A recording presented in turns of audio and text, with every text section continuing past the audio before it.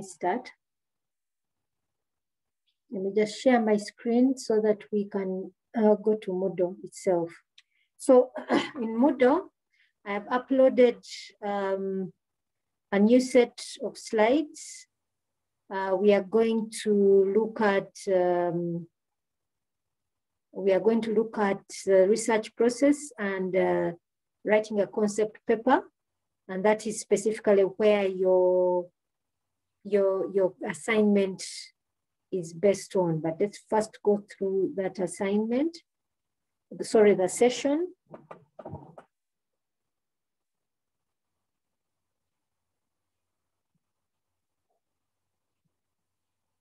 Give me a minute while it opens up.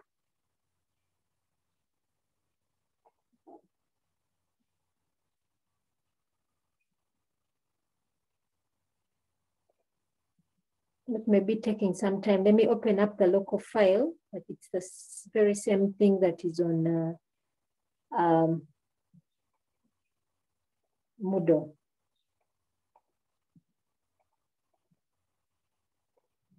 Volume. Sorry, can you hear me now clearly?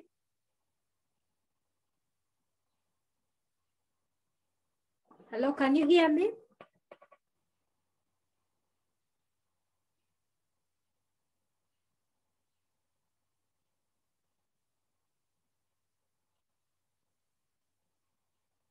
I'm going to assume you can. Okay, okay, that's good. Yeah, I can hear you. Yes, please. You allow them.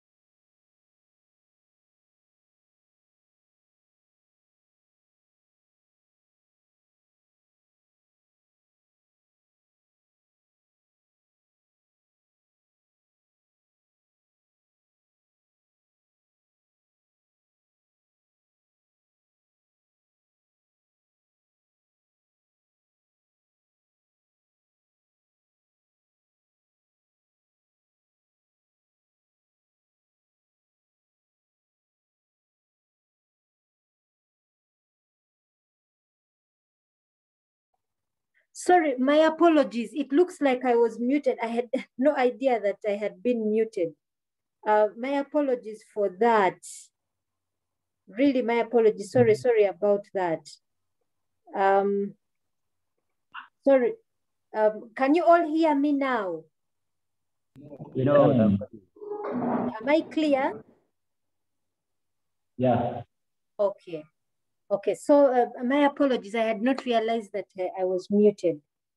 Okay, so essentially what I was saying is that the issue of the issue of us going through the research process is one, first of all, yes, to understand the research process, but two, also to hopefully gain an appreciation for the scientific process, because the research process is really scientific and it requires quite a bit of mental effort to stop and think about something, to read widely, try to conceptualize and come up with an understanding of what you believe you need to do to bring a contribution to that, to the scientific knowledge that is lacking, that may be lacking in a certain community. The important thing is to understand the scientific process and follow it. So these are the steps that we are going to go through, and hopefully that they will also support you as you do your assignment and also as you do your final research. So this last quote here that I want to look at is, a research without direction is like a river without a source. The significant thing about a research having direction, knowing where the problem exists and how you wish to resolve it. Yeah. Mwesigwa is saying that I'm not loud enough. Okay, let me try to speak louder. Let me move closer and try to speak louder. Okay. So now we want to look at basically what learning objectives do we expect from this. Remember, at the end of this course, or at the end of this course unit, we expect that you should be able to write a research proposal. But before the research proposal, we expect a concept paper. And for us to write that concept paper, we begin by being able to identify our research problem and articulating it well. And by identifying, I don't mean that somebody sits down and in their room simply thinks of something and then says, oh, this is my research problem. No. To come up with a research problem, one needs to go through some really good amount of reading in published articles. Yes, published articles and not Wikipedia. I don't mean something that you read from Wikipedia. I mean published academic articles. You go through them, reading about a certain area that you are interested in, and then clearly state, after understanding where the problem is, and convince one that there is this problem based on evidence, published evidence, and then go ahead to articulate your plan of action, exactly how you intend to resolve that research problem or to discover more about it, to bring forward information. So this is what we mean by the concept paper, which later on becomes a research proposal. You should be able, now this is what we're looking at number 4, being able to identify research problems in the environment and write a good concept paper. You should also be able to describe the steps involved in designing a research plan. So here on this slide, on slide 4, we have a diagram which details to you the research process. What we want to look at today is phase 1. But the research process basically has 3 phases, as this diagram demonstrates. Looking at it, it may seem really massive and it may seem that we can't achieve this, but this takes more or less a year. It may take a year and some months.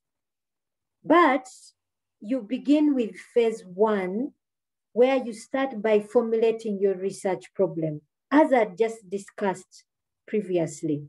So the research problem is that process where you identify an area which needs attention, which has created concern for a certain community. So this community can be an academic community. It could, yes, it has to be an academic community which has published about a certain problem, and they're saying this issue has not yet been resolved. Now, to identify the research problem, as you see the diagram here, it requires quite a good amount of review of literature related to the problem. So here, the literature should let you know what has been done and what needs to be done, and what you can do, where you can then begin to identify your problem. Once you have identified your research problem, you then look at what research methods you need to use to resolve that problem. So we are not going to look at research methods today. We shall look at it, I think, the following week. This is where we shall look at research methods. Then you formulate a work plan of how you're going to carry out your research. Basically, it is sort of like phasing yourself to say, from this time to this time, I will have extended my research to this, my literature research. From this time to this time, I would have formulated my tools. From this time to this time, I would have gone to the field. From this time to this time, I would have analyzed my data, so on and so forth. Now in phase 1, this phase 1 that we see here, the output is normally the concept paper. Yes? So the output is the concept paper. Now you come to phase 2. Once your concept paper has been accepted, then you come to phase 2. So your concept paper would let your readers know, or most likely your supervisor or supervisors know, let them know that you have a good grasp, or you have a clear understanding of your problem, and you can move forward. Now, not the words that I'm using, that you have a good understanding, not your supervisor, you. Why? Because it is you who is going to resolve the problem, not your supervisor. Don't look to your supervisor that he or she should understand. No, it is you who should first understand, then explain it to them. Once you can't explain it to your supervisor in written and in speech, that means you've not understood it. That is a key point. So it really requires time to read something and think about it, read some more, think about it, write something, try to talk about it with somebody, and then rewrite it until you can clearly articulate what somebody is, the feeling that you have as far as that topic is concerned. We come to phase 2. So phase 2 is where we come out with a proposal. So in phase 2, after the concept paper, we go back and do extensive literature research on our subject, much more extensive than when we were first formulating. And we also elaborate on our research design method. So once we've done this, your concept paper, which you'd have written before, it expands now to become about 3 chapters of your book. So that is the research proposal. Once the research proposal has been approved, you then come to the 3rd and final phase. So here, once it is approved, then they tell you, okay, now you've selected the right, your research area is approved, it is researchable. We have accepted your research methods and the tools that you're going to use. Now go to the field and begin the actual research. So here you begin by collecting data. Now this data, of course, you'd have stated your hypothesis or certain assumptions which are academic, that you'd be saying that I'm going to assume that if I select this, this, and this, it should be able to help me answer question A, B, C, D.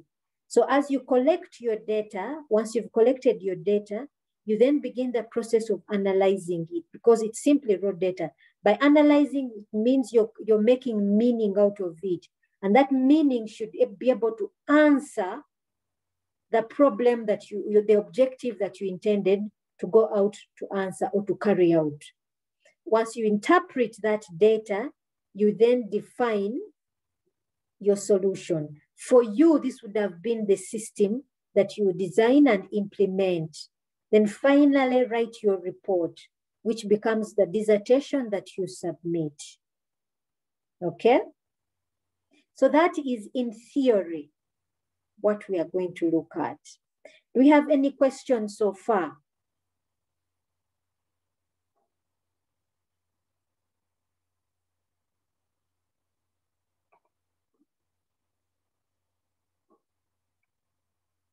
Do we have any question?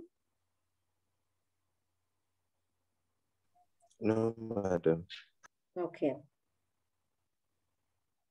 Let me check here if somebody's in.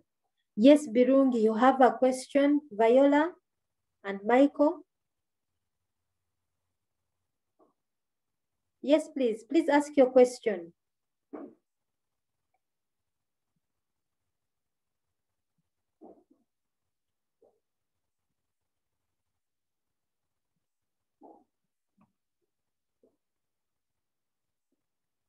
Grace is asking me to repeat the process. Okay?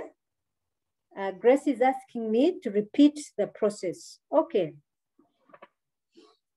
Grace, I'm assuming this was not clear. The process was not clear.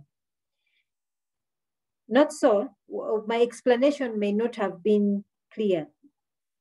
So Grace says my network was off, was on and off. Okay. So Grace, let me just go through again. See, there's another question. Birungi says, does it mean we will do the research for 1 year before handing it in? Okay. So Viola, let me first answer your question before I go back to going through the research process for Grace. Now, Viola, you're right now in second year. All of you are second year IT computer science students. Am I right? Yes. Yes, you're all second year. Yes. In your third year, you're expected to do a dissertation or a project.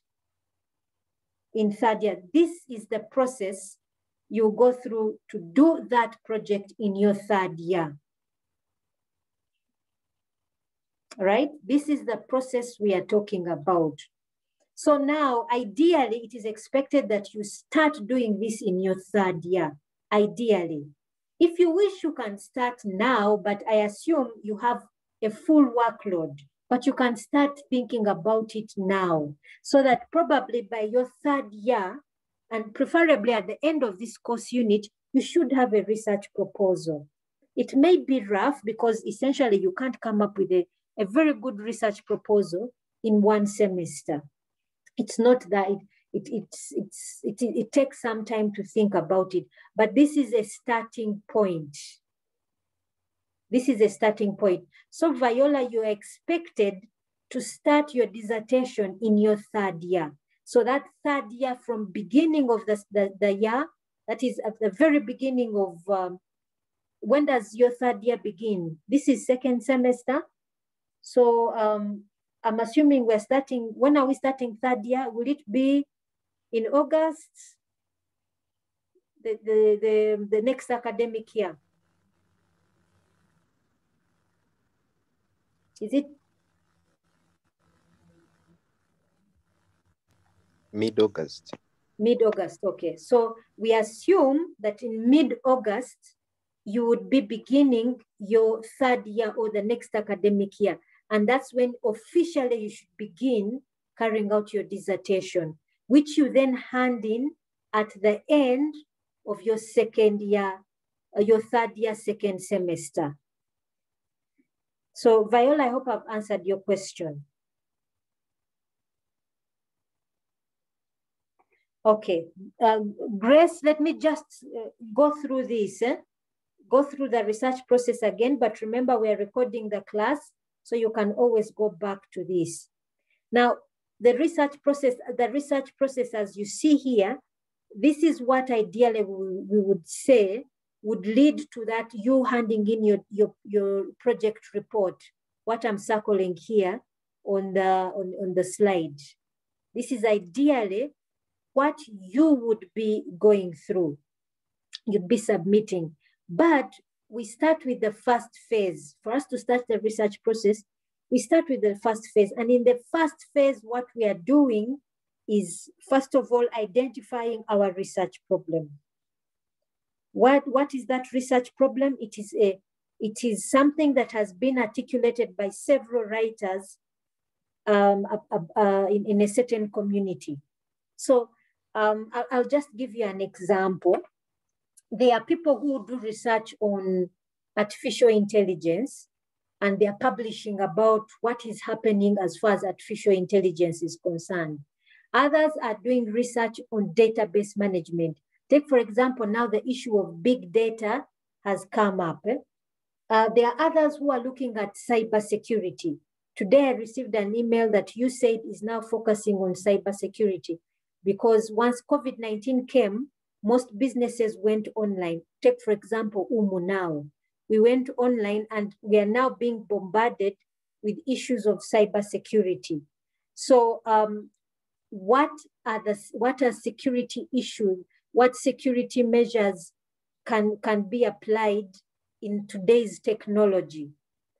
Then you have now, you also have now the craze of mobile applications. There are so many mobile applications. You look at Moodle itself, which we are accessing via the web, but we can also access using a mobile device. There are mobile apps. So you have mobile applications in education, you have mobile applications in healthcare, and so on and so forth.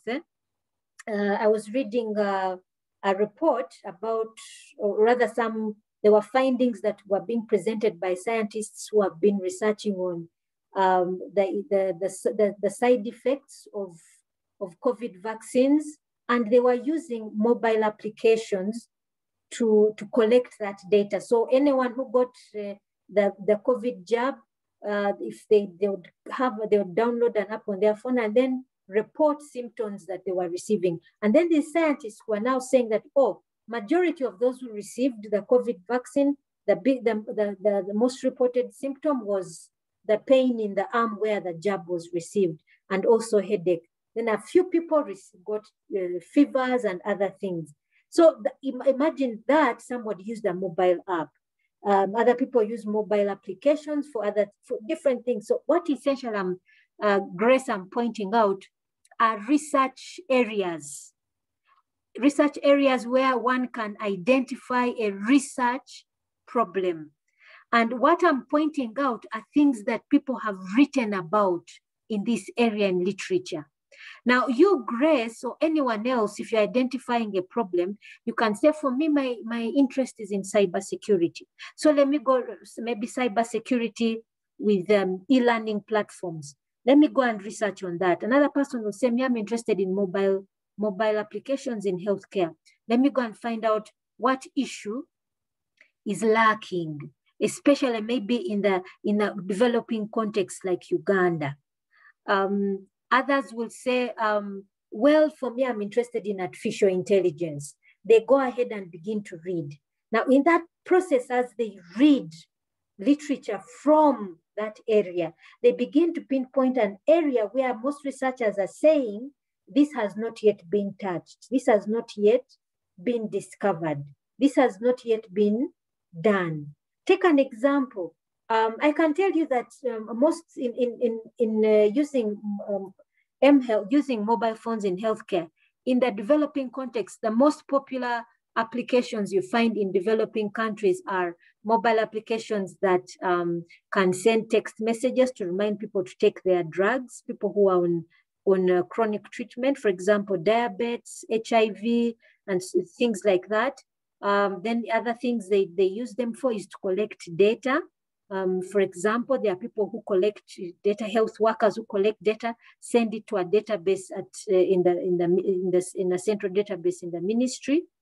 And, you know, things like that. Others are simply to report on any outbreaks in the community, any emergency outbreaks, they make reports. And that's the majority. But we have not yet moved to other things like diagnosis, something at a large, like something really proper for diagnosis, for example, to diagnose a certain illness or something like that. So those are areas that can be looked at. Those are areas which can be looked at. Now, once somebody identifies the area they want to work on, they also determine the appropriate methodology on how they're going to resolve that issue, the area they want to tackle. What methodology are they going to use? Today, we are going to look at this in our next session. We're not going to look at this now, but this should be part of a concept paper. So once somebody has selected an appropriate methodology, then they work out, they formulate a work plan. This first phase produces the concept paper. Yes, this first phase produces our concept paper. Now, once your concept paper has been approved, maybe by a panel of your lecturers or by your supervisor, you then move to the second phase. So the second phase, that area which you have identified, you do even more extensive literature review. So the more extensive literature review, essentially, and elaborate more on your research design. With these two phases, you're then able to produce a proposal. So this proposal would have 3 chapters. These 3 chapters, the first chapter, the second chapter, which includes your literature review, and the third chapter, which talks about your research methodology. So these three chapters are produced after these 2 phases. Now, once your proposal has been approved, you then go out into the field. With your prepared data collection tools, you collect your data, you analyze it, and then implement your solution. Now, please bear in mind that I'm teaching IT students. So when I talk about implement something, this is for IT students. You find a person in business administration is not going to design or implement a system, no. Neither will somebody in ethics and development studies. These ones will do different kinds of research. But as IT students, we're expected to produce something.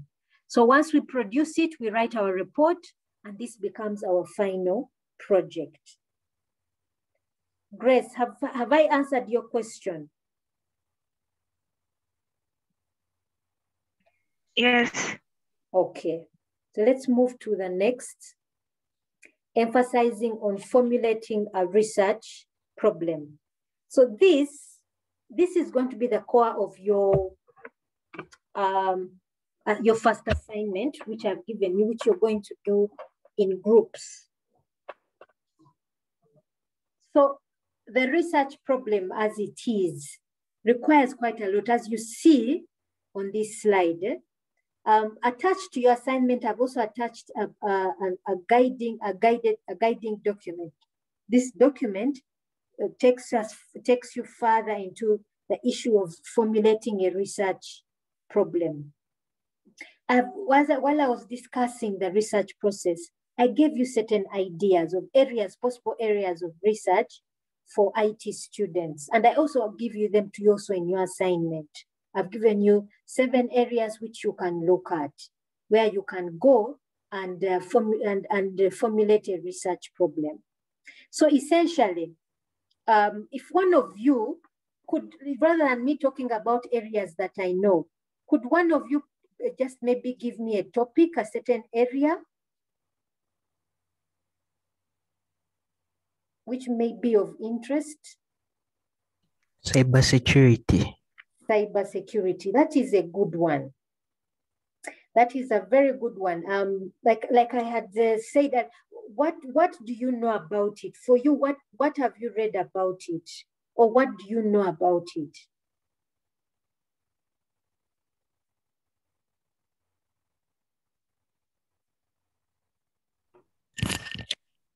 Jobs are on high demand. The jobs are on high demand. That is true. And the main reason jobs are on high demand for cybersecurity is because cybersecurity is now a necessity. Most business processes are now going online. I've given you a typical example. Now our classrooms, our classes are now virtual. I don't know if any of you followed the news when we had lockdown, when the lockdown first happened. I don't know if any of you followed the news then. There were reports of security breaches with Zoom, because at that time, the Zoom application began to be used widely. Now, before Zoom, the popular video conferencing applications were things like Skype. Someone is saying a pregnancy, ICT impact on early pregnancy. Yeah, we can discuss that one in a bit. Now, for cybersecurity, for Zoom in particular, when Zoom began to be used, the reason why Zoom became so popular is that one of its great features, one of its great advantages is that Zoom is light in comparison, let's say, to Skype, which is free, but Skype happens to be quite heavy. So most of us are even able to have this class because of the lightness of Zoom. And yet Zoom, we pay for it. For us to be able to use this application, we actually pay for it. The university is paying a license per year. But you have something like Skype, which is free, but it didn't take off. So Zoom took off, but a security breach happened. What happened was there were situations where people would be in a meeting or people were in a class like we have now, and people would they called it a Zoom blast or something like that. So people just enter into the Zoom session and begin to disrupt whatever it is that was going on. So I remember when we first got the Zoom application, at that time I was still part of the ICT department. I went ahead and contacted somebody from the University of Notre Dame, an ICT expert from there, and he took us through the Zoom application to ensure that we have those security features present to block out any kind of disruption. We are now using Moodle. Moodle itself is collecting, is storing personal data. For example, it's storing your names and email addresses, which may not be so private, but we are also, as lecturers, we're also inputting your results. First of all, you're uploading your assignments, group and individual, and then we are also putting in results. All those are what we would refer to as restricted data. So we don't want to have somebody who is unauthorized accessing your results. Now, when ICT, of course, was selecting Moodle, they looked at a system that could be able, first of all, to have those features to protect, but you also need extra features because any system can be hacked. So now the issue is now for a country like Uganda, where we have barely not been looking at cybersecurity. What do we need? What are the things that some of the basics that need to be done to ensure that there is that protection, and also considering the environment in which we are. We are an academic environment. We also are in a resource-poor environment. What do I mean? The amount of bandwidth users we mean, people like a student, a lecturer, the amount of bandwidth they have to access, let's say, a site, and you've put so many restrictions. What will that do in terms of access? What can you put that will, what can you put as a hindrance to any attack, but at the same time allow a user to access services at an affordable rate? All these are questions that that may arise where we may want to know, how would cybersecurity, how would I as a network administrator implement cybersecurity in an environment like UMU? Are there cybersecurity tools that are free and efficient? Are there cybersecurity tools that are paid for? Can a university like UMU, which may not have such great financial muscle to purchase licensed softwares, maybe to protect its data and so on and so forth, is there a tool they can use? And maybe somebody can say, my objective for my research is to look for an affordable but effective tool to protect maybe an e-learning system or something like that. Or things, you look at it something like that. Have I answered your question?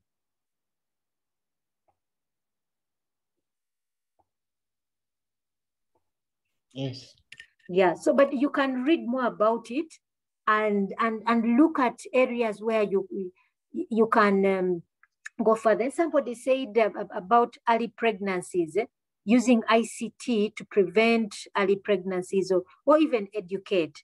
Now, the first and most important thing is to ask what is the issue about early pregnancy? Because there are so many things when we talk about early pregnancy, just like cybersecurity, the topic may be broad, it's extremely broad. But number one, the first thing you ask yourself about is, what is, okay, first of all, have a broad understanding of early pregnancy. What does it involve? We would say it involves, early pregnancy could involve maybe secondary school-going children or girls, even boys, because also boys can get a girl pregnant and they are still too young to do anything about it. Like they won't be able to care for the child, or they are also children themselves.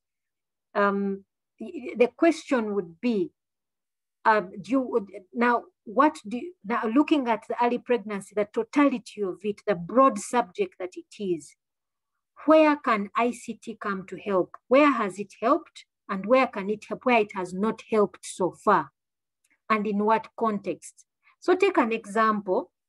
There are things like, for example, I know there is something like U-Report in Uganda, which I think this was funded by UNICEF, and it should have something on youth. But then the question is, what is it? What are its functions? What applications have been developed, and what is lacking? Where can we go further? We may say, maybe we want something more interactive rather than just somebody being sent a text message, but something more interactive, something that may ask somebody, a user, maybe on a mobile phone, to talk more. We have more and more young people using mobile phones. You can find a primary school child with a phone, and maybe you may want to put an application that can prompt somebody to talk about some of these things that lead to early pregnancy. Maybe you partner with psychologists or child psychologists who help you to think about areas which may cause early pregnancy, and then you say, let's prompt someone to talk about it, and if they are maybe in a danger area, you direct that person, the application directs a person to where they can go to talk about this thing further, so that you don't find this person in an early childhood situation. There are different areas we can look at. It may not be simply about prevention. It may be to collecting data for health workers, so many things. So for me, of course, the way I'm discussing for you as IT students who are expected to implement something, a kind of solution. So that is the format in which I'm trying to bring forward your research problems. But the research problem can go beyond that. Like the question here, the question posed by Stephen is ICT impact on early pregnancy. If you're looking at impact, you're then maybe trying to evaluate, there have been these applications, how have they tried to stop early pregnancy? So that one is different from applying an IT solution. So in a nutshell, these were all research areas that I was talking about, trying to pinpoint a research problem. I was looking at certain domain areas and trying to pull out a research problem from that. Now, once you have identified your research problem, which is then articulated in what is referred to as a research background. That means in the research background, you let the reader know where all of this is coming from. For example, if we're talking about cybersecurity, in the research background, you may want to let us know what cybersecurity is. It's a little bit of its history, where we've seen it most emerge. Take an example. For me, I'm sure when I first saw it was the time when Sony, I think Sony, the company, Sony as a company, I think you've heard about it in music and in film. It produced a movie which was making fun of the leader of the North Korea government. And as if anyone knows the North Korean government, it's a strongly communist state and very secretive, and you simply do not talk about any political figure. So when that happened, North Korea went ahead and hacked into the servers of Sony, and Sony had to make a public apology and simply drop it. The next time I heard about hacking at national level was the time in Uganda when MPs were discussing the topic of trying to pass a bill against homosexuality. And at that time, although government didn't come to talk about it, but at that time, government systems were hacked by those communities that support homosexual communities, those activists, rather, the activists who support the human rights of gay and lesbian communities. So that was the stage. But now, if I were me now, maybe I was going to do something on cybersecurity in the context of e-learning in a Ugandan context. I would then talk about the fact that we now in developing countries are now embracing online, we are now transitioning to online systems because of the COVID pandemic. But however, we are unprepared to implement cybersecurity technologies. And then I would talk about what cybersecurity technologies are available, what are the most common, and what cybersecurity technologies are accessible to a developing context like Uganda. What do I mean? Here I'll be discussing about cybersecurity, but in the context of Uganda. I'll give you an example. We all use computers, and majority of us are using Windows. But how many are using genuine Windows operating system? How many are actually using genuine Windows operating system, or even Microsoft package, Office package? How many do you think in Uganda or even in Africa are using genuine Office and Microsoft products? My guess is very few. Why? Why is it? Don't we want to use them? Of course we want to use them, but because of our low income levels, most people can't afford to purchase. And then what softwares are really widely available? Well, it's open source softwares. If you go to any organization in Uganda, I bet you, even if it's MTN, UTL, on the back end servers, they're using open source software because number one, it's the most accessible and affordable. Yes, and it's also quite secure. They're also quite secure. But now, if in the context of the background, let's say I was talking about cybersecurity, I would begin to talk about accessibility. What cybersecurity tools are accessible? for a Ugandan context, not only in terms of finance, but also that can support the heavy, or rather our networks that are dependent on limited bandwidth, that are, and therefore allow the users to work properly. That is what I would discuss in my problems, in my background. Then in my problem statement, I would come out and state that the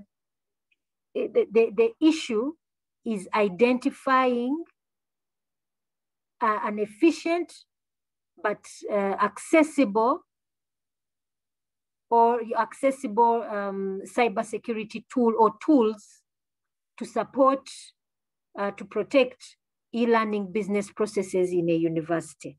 That's where my problem statement would, something vaguely, I'm just coming from this off the top of my head. I've not gone ahead to read, but I'm just coming up with something like that. We then come to our research questions. After we state our research problem statement, we come to the research questions. In the next slides, we are going to go through these one by one, so that all of this is quite clear. Now, I have also already given an example of a research background. Here, I had earlier said that if I was talking about cybersecurity, I'll talk about the history of cybersecurity and its nature. That one I'm trying to say where cybersecurity has been. And right now, the problem I'm trying to come up with, if I'm doing research on cybersecurity, is based on the fact that we now have many Ugandan higher institutions of higher learning that are now adopting e-learning. But they may be severely unprepared to implement cybersecurity. They may not have implemented it, or if they have, it's at a minimal level. So I first start with the history of cybersecurity. Where has it been most prominent? Where has it been seen the most? And now that we have it in a developing country, where we have need for it, then I can begin to pinpoint where the problem originates. But you begin by kind of telling the reader what cybersecurity is, where it originated from, where is it, at which point has it reached now? Then it says here it should indicate the origin of the problem being studied. You see the point of coming from history and now coming to now, you're kind of narrating where the problem has begun, the problem that you're going to sort, you're going to handle. The scope. Within the background, you indicate the scope. Why? If we look at just the topic of cybersecurity, it's extremely large. Let us even, when the question raised by Stephen on early pregnancy, if let us say we're looking at the subject of early pregnancy, it is wide in itself, like I said. Are we trying to find out, are we talking about primary school children? Are we talking about young adults? Are we talking about cases of defilement? Are we saying we want to prevent early pregnancy? Are we saying we want a place where somebody can report? Are we trying to collect data? It's quite wide itself. So is the area of cybersecurity. Now, in your discussion in the background, apart from indicating that letting us know what your problem area is, giving us a history, indicating its origin, you tell us the scope you want to handle. Take an example. I kept emphasizing cybersecurity in e-learning, but it's not only universities that have gone online. Practically every business has gone online. Restaurants are now online. Furniture shops are now online. Name it, any shop that can deliver a product or service apart from, I don't know, maybe hair salons. Every product has every single company has gone online. But I narrowed it down to cybersecurity, institutions of higher learning, and specifically e-learning. In a university, of course, we know we don't only deal with e-learning. You're using right now BScIT to for your fees payment, to get your results and so on and so forth. That's already something that has gone electronic. You're also accessing e-library resources. That is also an area that could do with the cybersecurity.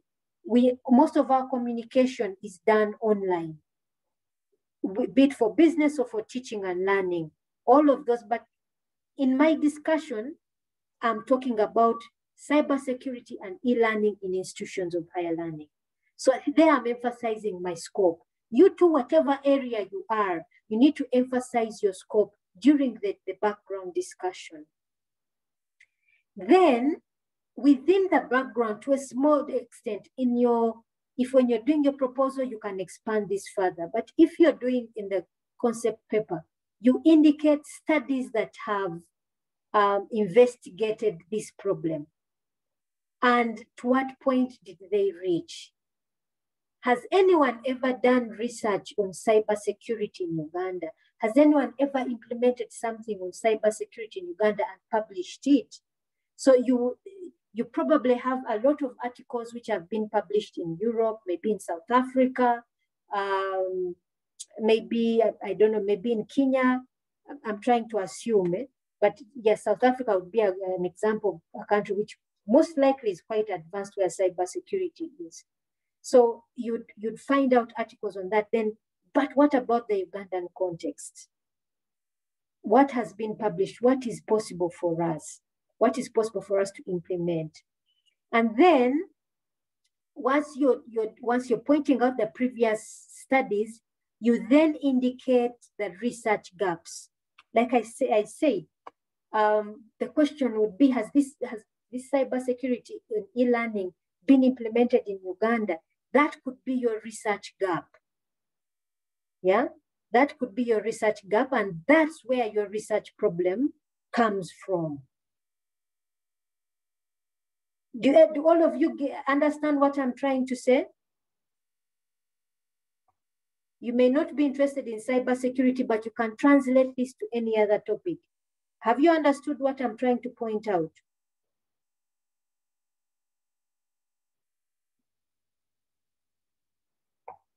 Let me see here. Yes.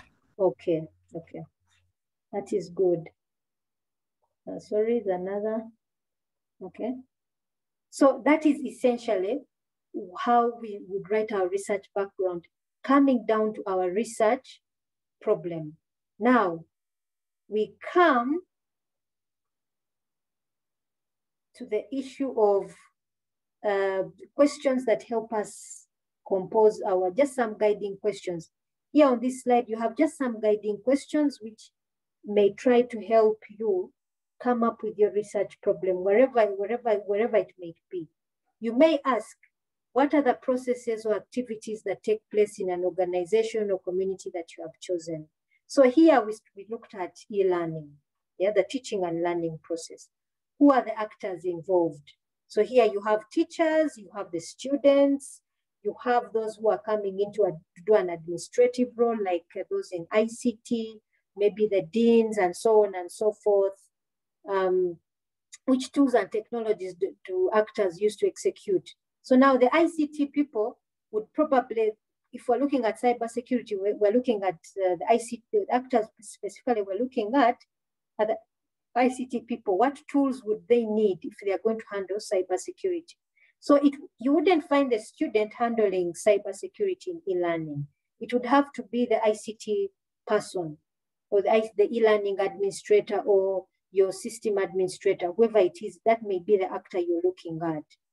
Is there a problem with the processes actors are executing? Maybe if you're looking at maybe your context is UMU or universities in general, is there a problem with the way they are applying cybersecurity? The way actors are executing the process, the tools and technologies they are using. So what tools are they sufficient? Do they need to add on? What technology can we add on for them? So you see here, essentially these questions are guiding us to indicate where the cybersecurity is. You can go ahead and translate this to something else. Let's say the example of early pregnancy. You can go ahead and talk about that. Who exactly in society, in the community, are we looking at?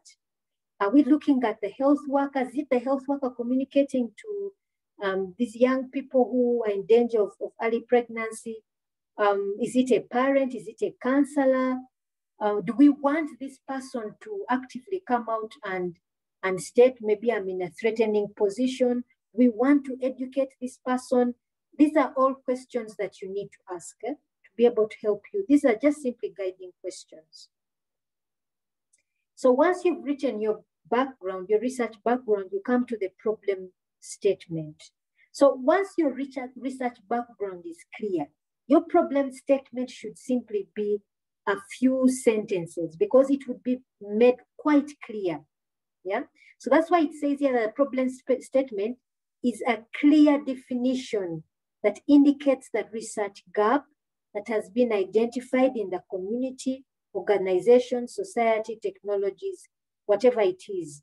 Now, let me state this first of all, I want to emphasize this. If you as an individual, maybe you decide, let's give the example of cybersecurity. And you want to do your research, let's say in Umu.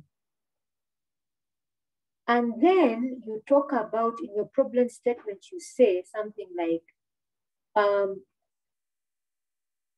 there is a lack of implementation of cybersecurity at Uganda Matters University.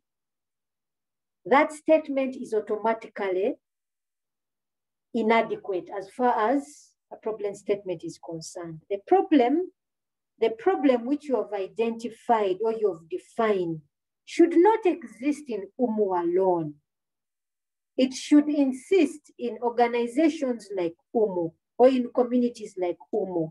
In other words, teaching and learning institutions, higher institutions of learning in a developing country like Uganda. So we would assume this problem should exist, let's say in UCU, it should exist at Makerere University, Bara University, wherever it is they have implemented. It should be a common thread. So we are saying in the problem statement, we should be talking about the limited or lack of cybersecurity measures or tools in institutions of higher learning in a developing country like Uganda. So that later on, when you talk about your methodology, you say, I'm going to use a case study methodology, and my case study is Uganda Matters University. I hope I'm clear on that point.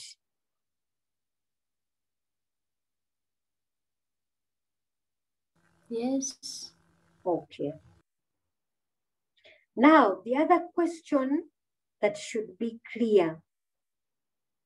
Is your research problem an important problem? Is it an important problem? Here is what somebody one time gave me an example. Somebody may say, we don't know the distance between the Earth and the Moon.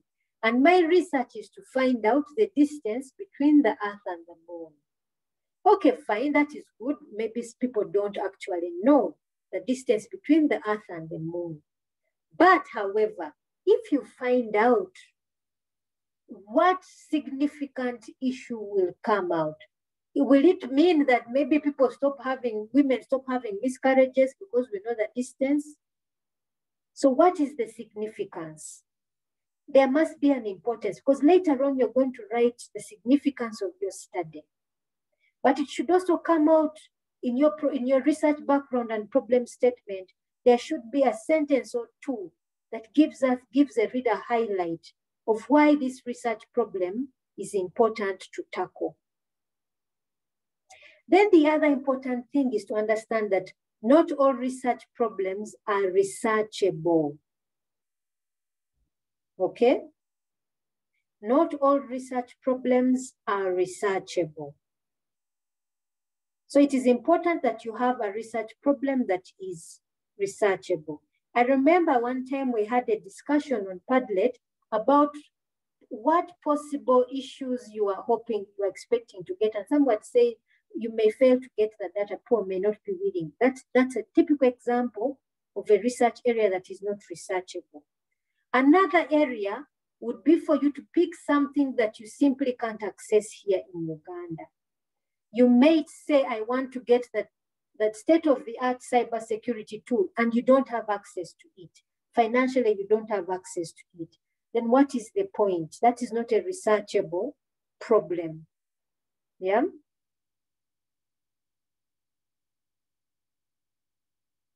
So where do we get research problems from? We have already emphasized it in most of the slides I've talked about. One is articles. The challenge is when you read somebody's work, like me as a supervisor, once I read somebody's work, who says something, who starts by saying, maybe all of you know St. Mary's Secondary School that is nearby, a neighbor of Umu. If somebody decided to write in their report that the challenge is St. Mary's Secondary School does not have a student information system. That is not a research problem because that is something observed. It is something you observed in the school. If St. Mary's doesn't have it, doesn't mean other schools don't have them. And who told you they need it? Maybe they don't need it. So that is not a research problem. A research problem must come from literature, published books and articles. My advice to you is look at current issues in ICT. Now, for example, if I went online and I just Googled research areas in IT, and they brought up a website from Berkeley University. I think that one is in the US. I think so. I hope, but it's basically in the Western world. And they had areas like artificial intelligence, cybersecurity, big data. It was quite a bit, but some areas which the other one was on RAID. I think that those are the data storage research areas, and so on and so forth. Now, there are certain research areas which are quite popular in the Western world, but may not be areas that are interesting or researchers in Uganda may focus on. So take an example, looking at mobile applications for healthcare, especially those which are SMS-based. Those are areas of research in a developing country like Uganda, but it may not be so significant in Europe or the US. Why? Because they are quite more advanced. They have moved beyond that. For them, if they are looking at anything mobile-based, they are now looking at smart homes, smart cities, things like that. So you find literature is quite different. Whereas in Uganda, you may find quite a bit of literature on mHealth for a developing country like Uganda. So look for research areas that, yes, there are those which are international, like artificial intelligence, but then there are others which are more research areas that are more suited to the Ugandan context. So look at both areas. Then look at reflections from the experiences of professionals and managers. This is a key point. Reflections on experiences of professionals and managers. What do we mean? Here in Fort Portal, we have a number of tea factories here. If you went and talked to, let's say, the general manager of any of these tea factories, they will tell you about, to take an example, they will tell you one of their biggest challenges is source of power to process green leaf. Because Uganda does not have sufficient hydropower supply, the tea factories depend on firewood heavily. And when I say heavily, they really heavily depend on firewood. What does that then imply? It means they are cutting down trees, which is affecting the environment. Now, these managers and professionals, do they want to necessarily cut down the trees? No, they don't want to, but business must go on. And you'll find, I remember one time I was talking to somebody who said that if we can find a researcher who can help us find alternative energy sources. Now, these were professionals talking about their field of study, their field of operation, let us say. They're not talking about published articles, but this is a field of operation that they all experience.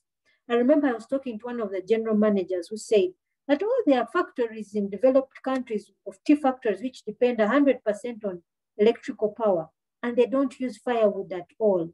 Now, that would be something to see in Uganda. So imagine somebody who is in the field of energy who decides to do research on the possibility of using solar to process leaf. I don't know if that is possible, but that is a possible area of research. So professionals and managers also help us identify. Personal experience. Now, this is where we need to be careful when it comes to personal experience. There are things we may see and we assume this is a research problem, but try to expand it further to literature. So take an example. If you have somebody who wants to develop a system for St. Mary's, before you dive in immediately and say that I've seen St. Mary's without a student information system, and therefore let me develop for them, you first generalize that observation to literature.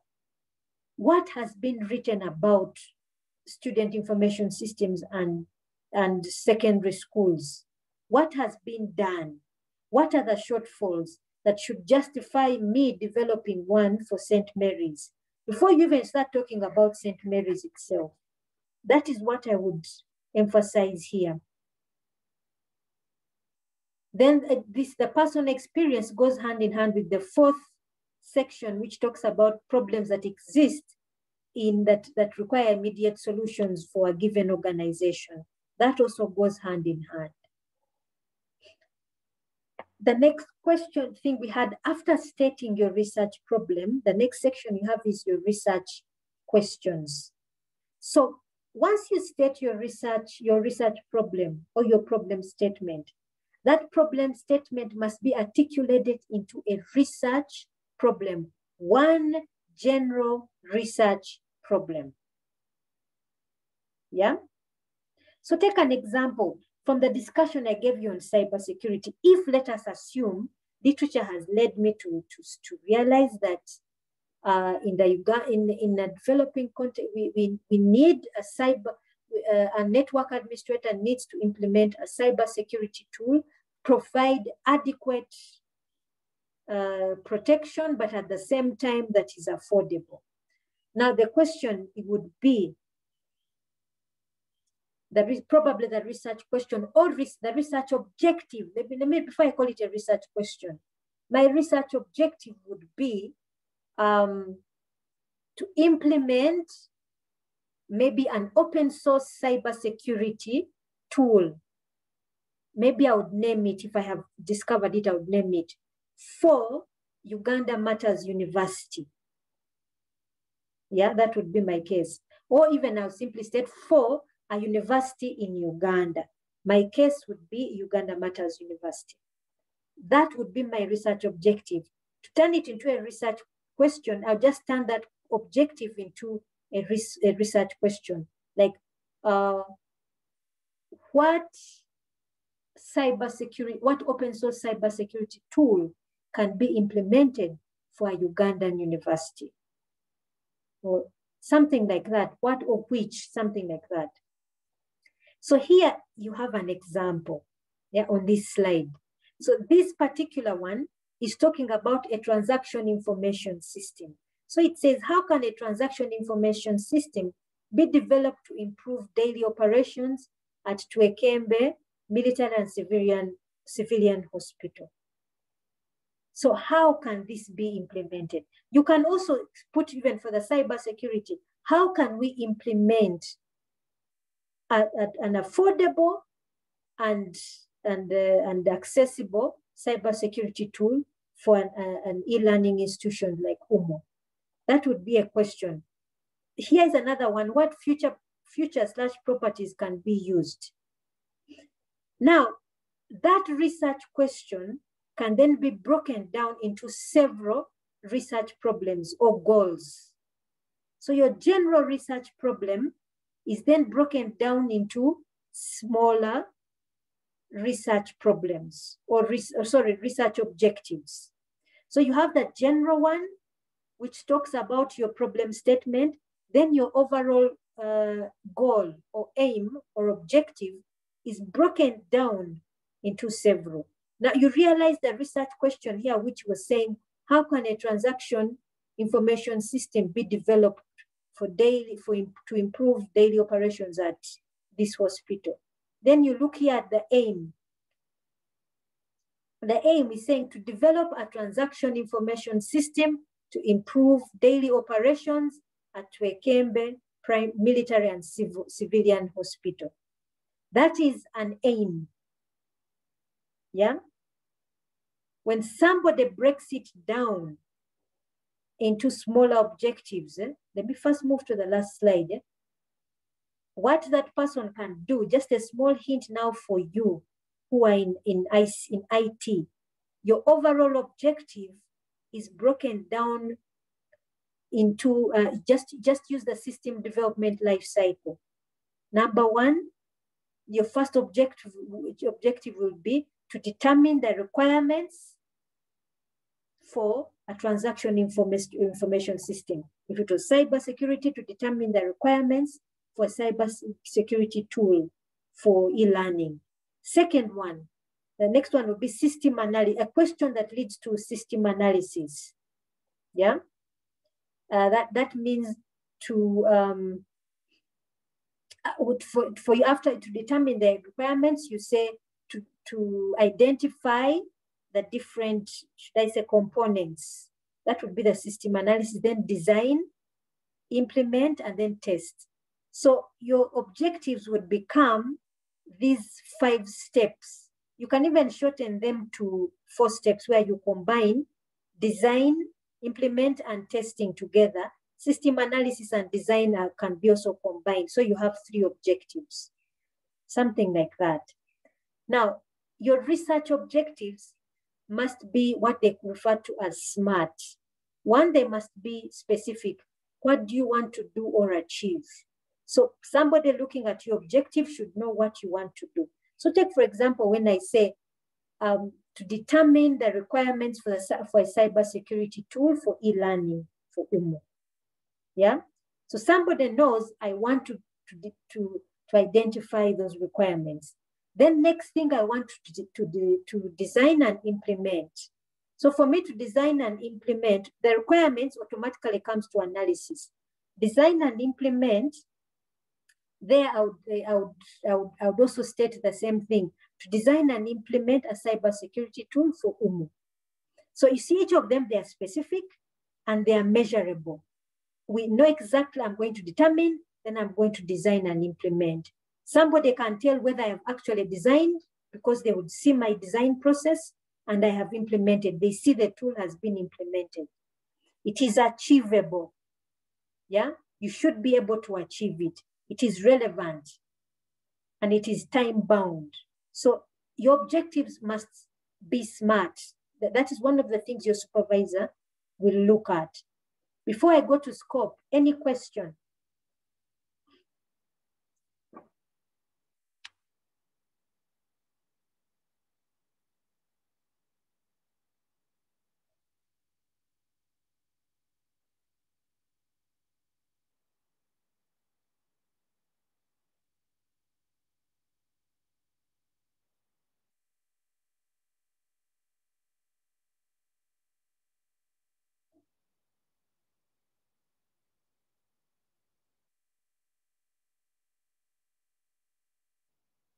Any question? Should we move forward?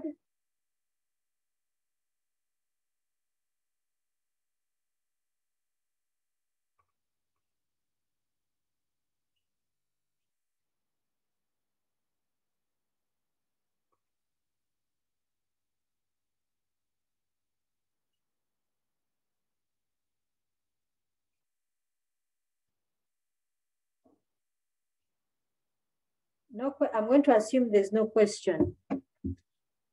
Okay, so the next thing in a concept paper is the research scope. So although your research background would have indicated it, it is important to spell it out clearly, the boundaries of your research. Yeah, spell it out clearly. If it's a transaction system, what transactions are you going to focus on? And up to how far? There's recording the transactions. Can I edit them? Can I manipulate them? Can I generate reports? Can they, things like that. If it is cybersecurity, the same thing. What are you giving a full-on cybersecurity solution, or up to which context? Because remember, your research is time-bound. You have 1 year. You can't implement something that is would take people probably 4 years or 5 years. So something like that. And it's not just implementing something, but you have to write a report in relation to that.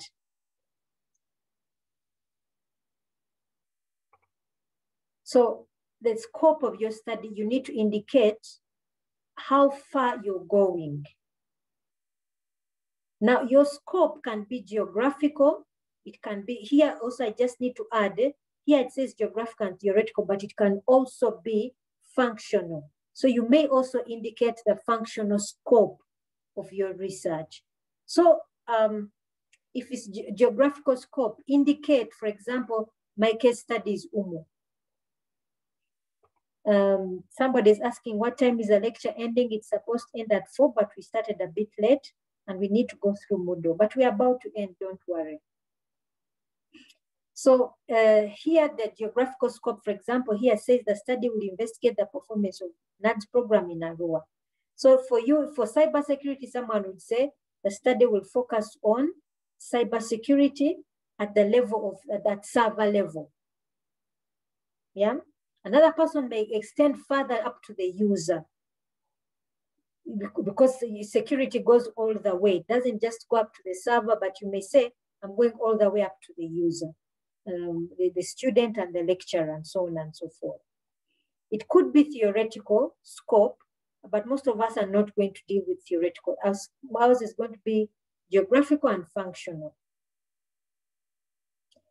Research significance. Remember, is your problem, is it an important problem? This is where you point out the justification for your research. If you do this research, what will it do to the academic world? Sometimes people focus on the case study. No, remember your research is academic. What contribution is it going to give to the academic world? What community will benefit from this?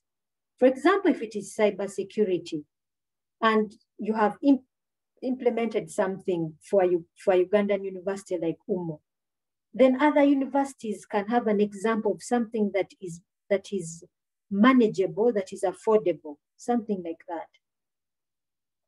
Then we have the research topic. Now, we are talking about the research topic at the end, but it's a significant part.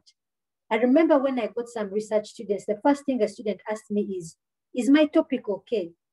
And I told him, your topic is not important right now. Your topic can even change the day before you submit your report.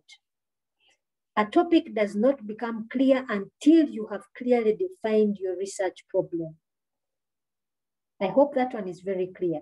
A topic will never be clear until your research problem is clear. Because once the research problem is clear, then your topic becomes automatically clear. So the topic is derived from your research problem, your research aims. That's where the topic comes in. We come to the concept paper. So essentially all the things we've discussed are in the research paper. The only thing that we haven't covered today is your research approach or methodology. This we shall talk about. So the concept paper is usually maximum 5 pages. But this then becomes the basis for developing your research proposal, which is much bigger. So this is what you'd find in a typical concept paper. I won't go through it because we have already discussed much of it, but you can go through it yourselves. we come to the research plan. So basically the research plan is giving a time schedule to your research and the activities that you're going to do. So I'm going to come straight to an example of a research plan. This is an example that you see where somebody says in the first month, I'm going to look at literature review in transaction processing systems. 2, I'm going to design questionnaires. Like that, these are simply the activities that you're going to carry out. So this should be part and parcel of your concept paper as well. But I'm not asking, did I ask for it in the assignment? I don't remember. I'll look at it again. So I thank you for listening. We have any questions so far before I take you to the assignment online?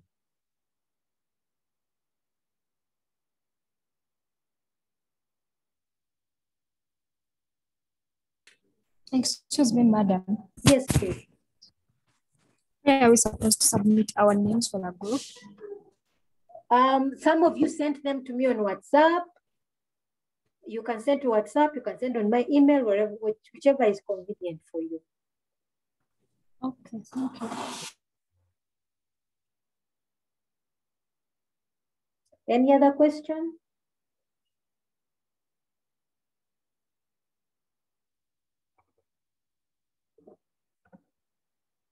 Excuse me, madam. Yes, please. I'm just inquiring whether you can show us the list of the groups so that we know where each is allocated. Okay, okay. Maurice, I think you're part of Ruvaga. Yes. Yes, madam, because I sent you the other groups. Yes. But we are not sure where you are. Now, I want to point out that for Ruvaga, the list you gave me, not everybody was in the system. So what I did, I just rearranged some of you. You're still in your Ruvaga, just the Ruvaga people among Ruvaga only.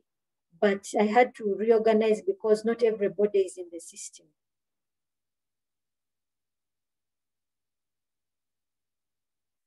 Yeah? Have you understood that point? Okay, madam. So we just wanted to know. Yes, madam, but we just wanted to know the group members. Okay, let me because just we are show seeing you. group A, group B. Yeah. Yes, let me show you. So far we have 4 groups which have been populated. So group A, you can see it has Ryan. I think there's a feature which I need to enable to allow you to see your group members. I'm going to go through it. I did it once and I forgot, but I'm going to do it. I'm going to enable it so that you can see your group members. So this is group A. It has Ryan, George, Mercy, Morris, and Ainembavas. Yeah? Have you got that? Yes, madam. Yeah. Then we have group B, which has Agava, Grace, Innocent, Barbara, and Judith. I hope you've all got that.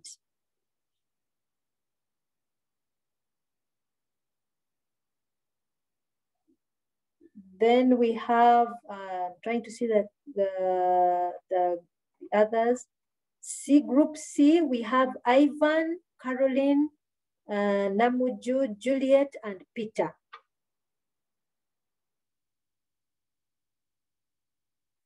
I hope we're okay. I think that is it for Ruvaga. I don't have anyone else in the system.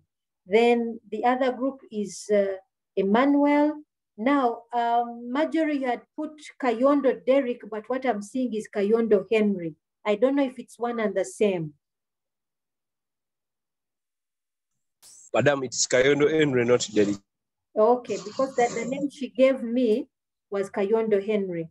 Okay, then there's Alan, Lawrence, and Marjorie. That is the group D.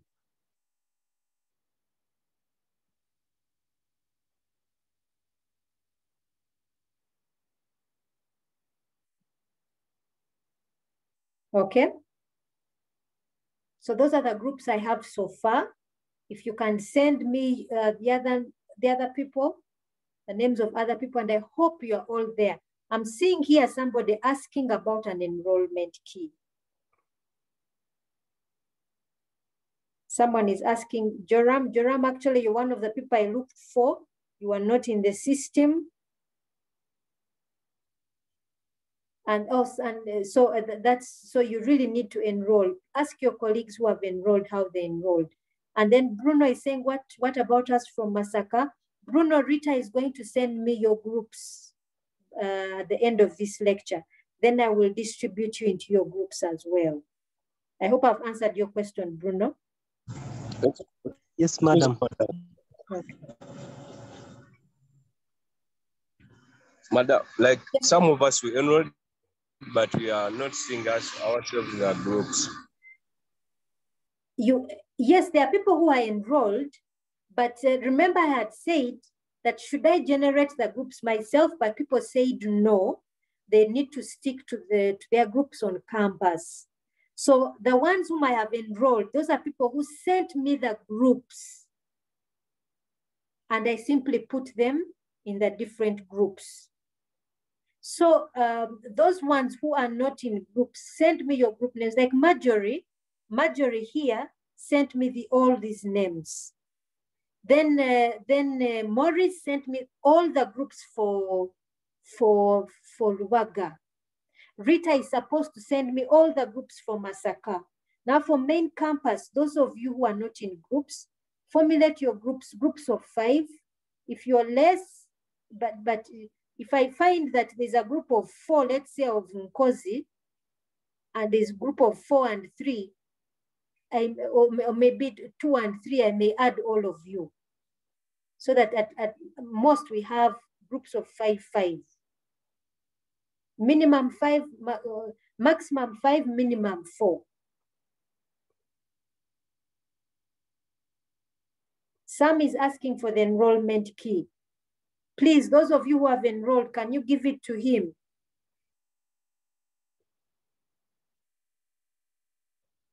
Those of you who have enrolled, can you give it to him? Marjorie, I'm going to assume you're in Nkozi. How many students are from the Nkozi group? How many do we have? Is Marjorie in class? I think she is.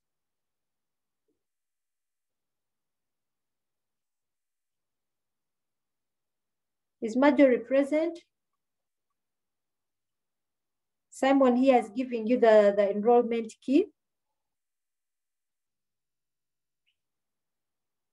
Anyone from Nkozi? Me. Who is that? We are like 33. Yeah, 33. You're 33. Okay. Do you already have groups? Can you send me the lists? I'll send you. Okay, thank you.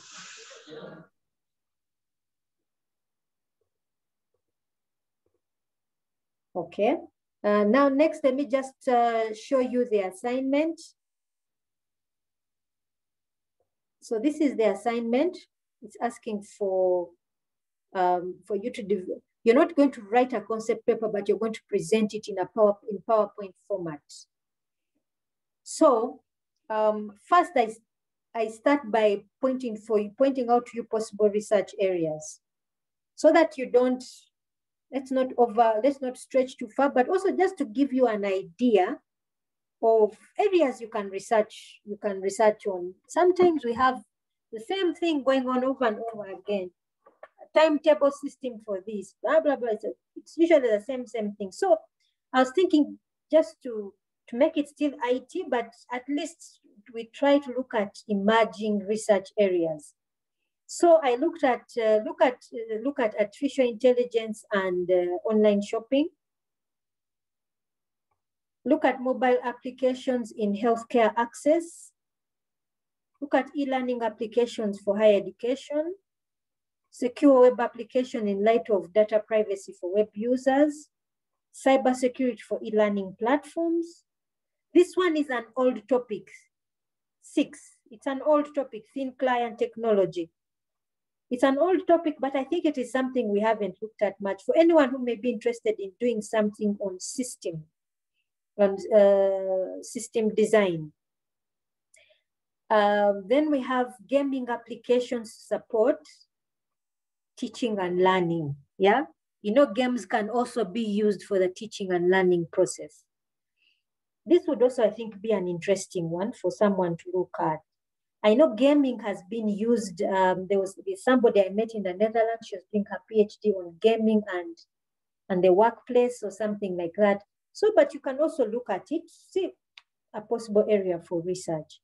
So, in your groups, identify a research. Here I start by talking about the daunting nature of research problems. But the point of it is for us to immediately get into it and overcome our fears. So in your groups, you're provided with 7 areas of the field. Your task is to select an area of interest as a group, and through rigorous research, literature review, identify a research problem, okay? Present this research problem to the class with a PowerPoint presentation. The problem should have the following: a research topic. Remember the topic, you can even come up with it later. And just a brief introduction, a background to the problem, a problem statement, general objective, specific objectives, research scope, research significance, and then references. Each group will present their work before the class in the Zoom session on the 13th, and each group will submit their presentation on the same day in Moodle. Then I attach as a document here, which gives you some extra reading material for on research problems. So you can open it up, download it, and it just gives you some more guidelines on a research problem, on how to formulate your research problem, or formulate essentially your concept paper. So this is here. I also attached in, if I can just go back, where the slides are. You have your slides there. You also have an article, rather a chapter, which I downloaded off an ebook under the university's e-resources. And I also give you a reference in case you want to look at the book itself. It looks at the journey from pondering to publishing. So it just gives you more guidelines on how to develop your research problem. Do we have any question?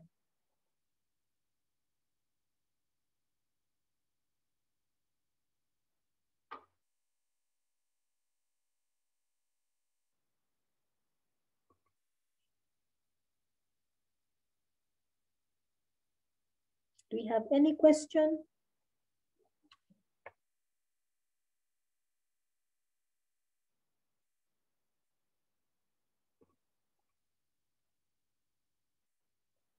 Grace, you said you'd like to see your group members.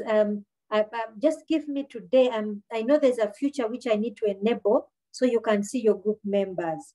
Just give me today to go through it. I did it once, I forgot how I did it, but I'll find it again.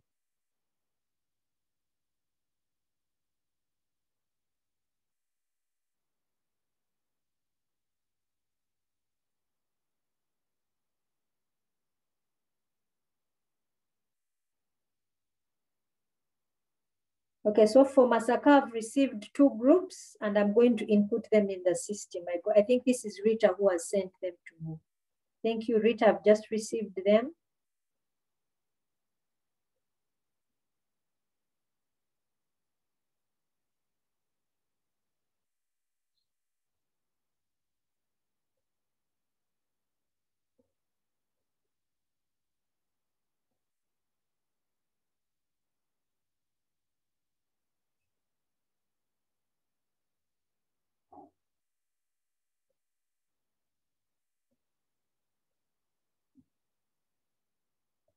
Somebody's asking, will I post the recording on Moodle? Yes, I will, plus the previous ones as well.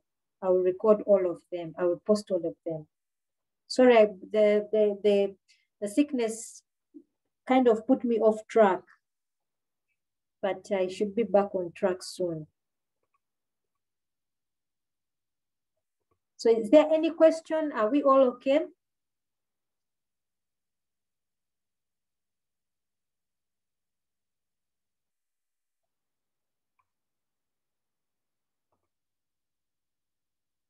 Thank you, Grace, for the good wishes. I'm going to assume you're all fine, so I'm going to then wish you a good day. Let me see if I can just, let me first stop sharing. I want to wish you a good day, and if you have any question as you're doing your research as groups, you can post something on Moodle, you can send me something on WhatsApp, on email, and I can communicate with the group if you're stuck anywhere. So please let me know, yeah? Remember, this is the beginning of your research journey. So it is a good idea you begin to understand now. Don't hold back thinking, I'll meet this when I'm doing my research. It will be still as difficult in your research, and it will be worse because you are alone at that time. So please remember to ask in case you're stuck anywhere. So I wish you a good